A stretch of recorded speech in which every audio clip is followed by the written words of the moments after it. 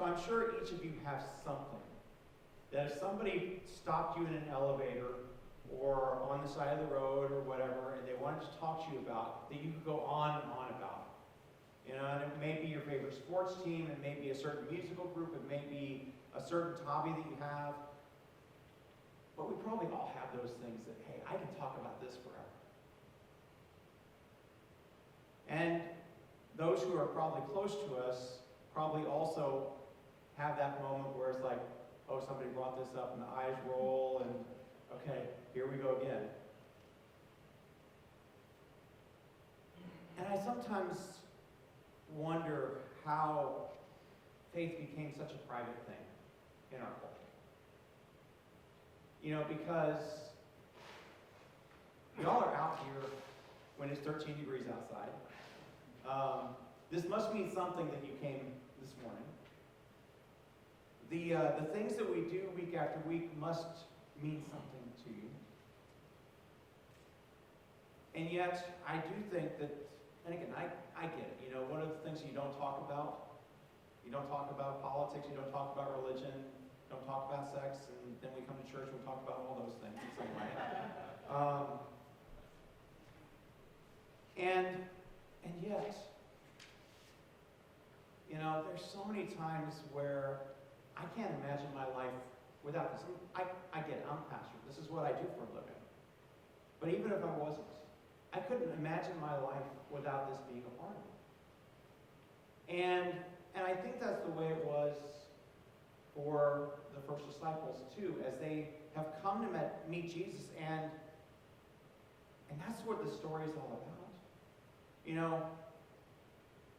Philip comes to Nathanael, and I always find it interesting that when the old ancient artists paint the disciples, so this is supposed to be Philip,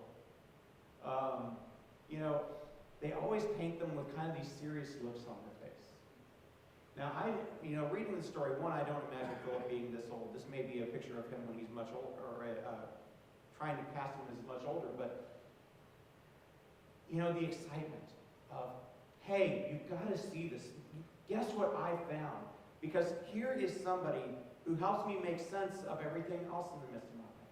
Here is what we've been waiting for. Here is someone who makes sense of the law and the prophets, makes sense of what our life is supposed to be. Now, if you were to go to somebody that you know just a little bit and say, I found the answer to everything, a lot of people will meet you with a little bit of skepticism. And the good news that I find in this story is not that you have to have all the answers. When Philip goes to Nathanael and says, I've met this person this is who Moses was talking about. This is who the prophets have been talking about. This is what it's been pointing towards. Jesus, son of Nazareth from Galilee. Or Jesus, son of Joseph from Nazareth in Galilee. Again, the response he gets is skepticism. Well, can anything good come out of Nazareth? Now, Philip doesn't have to have all the answers. All he has to do is say, well, come on. Come and see. I just want to show you this. And if you walk away unconvinced afterwards, that's fine. But I just want to show you this. I just want to be a part of, this is something that is so important to me, I can't imagine not sharing it with somebody else.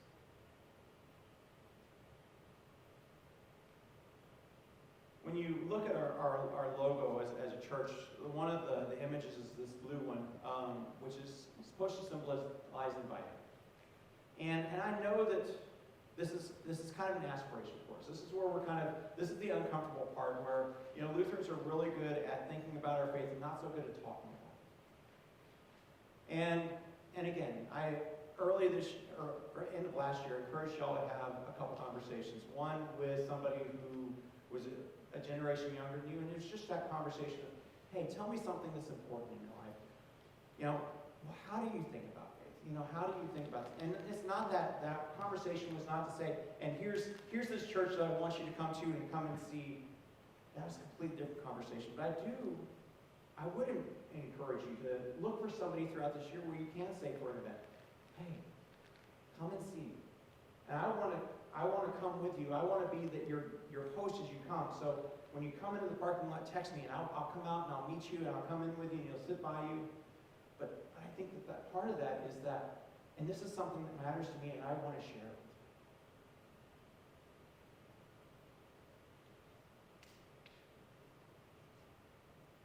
You know,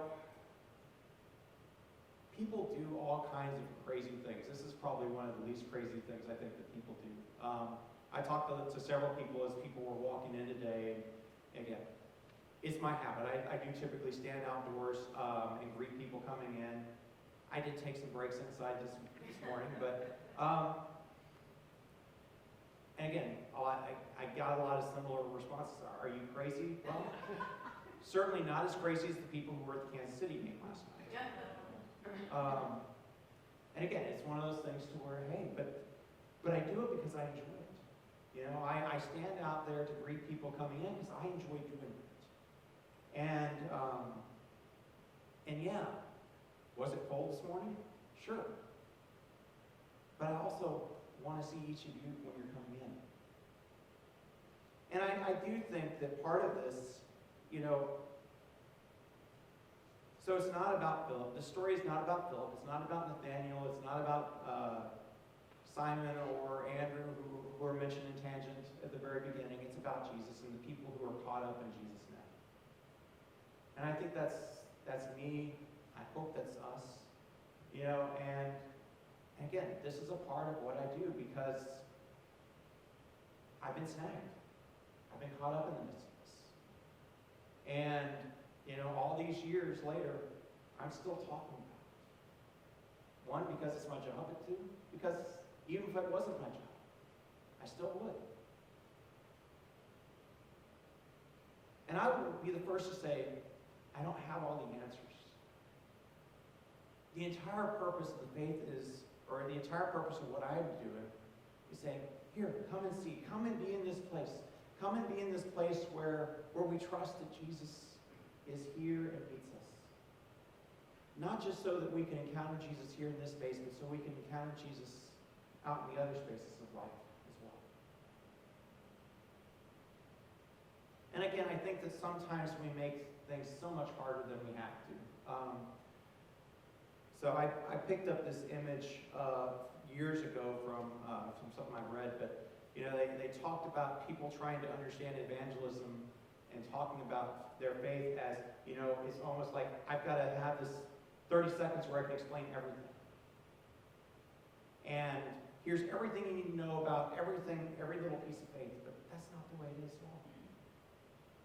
All it really is saying, you know what? I've been snagged in the nets. I found this thing that's really cool to me. And I'd really like to share it with you. Come and see. And it's as simple as that.